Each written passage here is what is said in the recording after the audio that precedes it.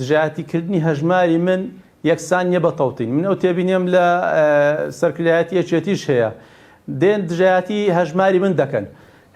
دژایەتیکردنی هەژماری من یەکسان نییە بە تەوتینکردن. یعنی ئەو خاڵێکی زۆر زۆر گرنگە و من دەڵێم بڕیا بە پێش 10 ساڵ 5 ساڵ هەرچی موچەخۆری هەرێمی کوردستان بەکرد تایبەت و کۆمپانیەکانیش بە موچەخۆرەکانیان موچەی خۆیان لە بانکەکان وەرگرت بە شتێکی باشە، لە خودی خۆیدا لە بنەڕەتدا ئیشێکی زۆر باشە.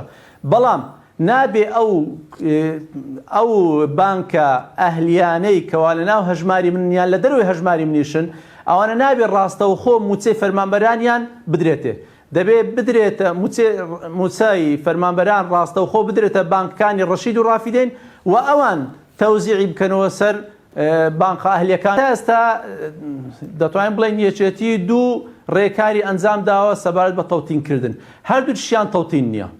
یەکەمیان دابەشکردنی فۆرمی هەندێک بانک یان فۆرمی تەوتین لە فەرمانکانی سنووری یەکێتی، بەڕاستی ئەو فۆرمە هیچ ئەسڵ و ئەساسی نییە، هیچ ڕێگایەکی ڕاستەقینەی تەوتینکردن نییە. دووەمیان چوونە سکاڵیان کردووە لە دادگای کەرخ سەبارەت بە هەژماری من. خۆی ئەوەش هەر ئیشەشی باشە ئەگەر نیەتیت باش تێدا، بەڵام ڕێگەکە هەڵەیە. یعنی پەرلەمانتار ئەوەی کەوا لە ئیعلام باسییان کردووە، پەرلەمانتاری یەکێتی کەوا پەرلەمانتاری یەکێتی لە موچەکەی لە حکوومەتی عێراقی بە تەوتین وەردەگرێت چووە سکاڵای کردووە لەسەر هەژماری من لە دادگای کەرخ. خۆ دادگای کەرخ سکاڵەکە وەردەگرێت، بەڵام دواتر وەختی تاوتوێ دەکا سیر دەکا ئەوانە خاوەن مەسلحەتی قانونی نینە. تۆ پەرلەمانتاری عێراقی موچەت زامنە لە تەوتینی عێراق وەردەگری، بۆ دەی لەسەر هەژماری من سکاڵا دەکەیت؟ یعنی ڕێگەکە هەڵەیە. بۆیە نەتیجەی ئەو سکاڵای هەر ڕەتکردنەوەیە. ئەو زانیاریانە هەمووی لە هەموو دۆسیە هەر موچەخۆرێکەیە.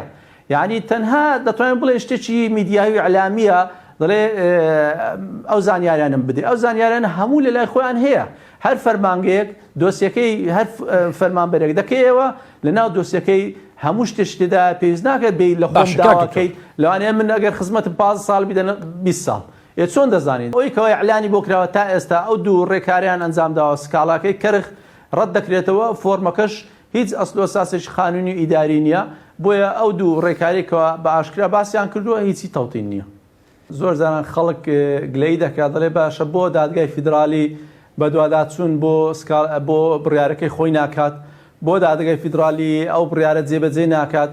ئەوە بەڕاستی خاڵێکە یعنی زیاتر لە ئەوە سەری هەڵداوەکەوە نازانی ئەرچی دادگای فیدرالی چیە. بە تایبەتی هەموو دادگاکان دادگا تەنها بڕیار دەردەکات، جێبەجێکردنەکەی لەسەر هەیئات و دامەزراوە تەنفیزیەکانە، بە تایبەتی حکوومەت. کەواتە دادگای فیدرالی ئەرچی خۆی بەجێگەیاندووە و ئیشی خۆی کردووە، بە زیادەوەش بەڕاستی خزمەت و مافی موچەخۆرانی هەرێمی کوردستانی گەڕاندووەتەوە بۆی کەوا بە تەوتینکردنی موچەخۆرانی هەرێمی کوردستان، موچەی موچەخۆرانی هەرێمی کوردستان وەکو هاوشێوەکانیان لە عێراقدا. یعنی کەواتەوە ئیشی دادگای فیدرالی تەواو بوو لێرە. تۆ ناتوانین بچیەوە لە دادگای فیدرالی بچی سکاڵایشتر بکەی بڵێ ئەرێ بڕیارەکەی تۆ جێبەجێ ناکەن حکوومەتی هەرێمی یان حکوومەتی عێراق. خەباست و ساختە سیاتی حکوومەتی هەرێم لەوە دیارە. ئێمە لە سەرەتای مانجی سێوە کاتێک بڕیارەکە دەرچوو هەردوای بڕیارەکە وتمان فرسەت و دەرفەتێکی زۆر زۆر باشە ئەو لیستەی مانجی 2-3 هەرچی پلەبەرزکردنەوەی بیکەن، هەرچی گرێبەستە بیکەنە میلاک، سێیەکەمەکانی زانکۆکان دابمەزرێنن. ئەوانەی نەکرد، هیچی نەکرد. هەر وەکو لیستە کۆنەکان دەینارد، هەر خەریکی ئەو بووکەوە ناو وەهمی و خەڵکە سووری و تورکی و ئێرانیەکان جێگەیان بۆ بکاتەوە، دامەزراندنی بۆ خۆی زیاد دەکرد. بەڵام دواتر لە کاتی هەڵبژاردن بە فرسەتی زانی گوتی هەم دەیکەمە ماڵ لەسەر خەڵک، هەم دەنجی پێکۆ دەکەمەوە، هەم کێشەشی لەگەر عێراق پێ دروست دەکات. چکەوە بە مەبەست ئەویشە دەکات. دەیەوێت کێشە بۆ عێراق دروستکە، باری قورس دەکات زۆر، هەتاوای لێبێ عێراق بڵێ وەڵای کاکە من وەکو جاران مامەڵەتان لەگەڵ دەکەمەوە و من چیتر تەوتین ناکەم، تااقەتی ئەو ئەرکە قورسەم نییە، هەر مانگە و چەند سەد هەزارێکم بۆ زیادکەن. ئێستا ئێوە خۆتان بوچەکەتان چەندە، نەوتەکە بۆ خۆتان فرۆشن، غازەکە بۆ خۆتان فرۆشن، داهاتی ناخۆ بۆ خۆتان بێ و ئێمە عیلاقەمە پێدانی ئێوە موچەخۆران چۆن دەژێن بیژێنن. ئەوان ئەویان دێ مەبەستی سەرەکیان ئەوەیە. بۆیە مانگ بە مانگ باری حکوومەتی عێراقی قورس دەکەن.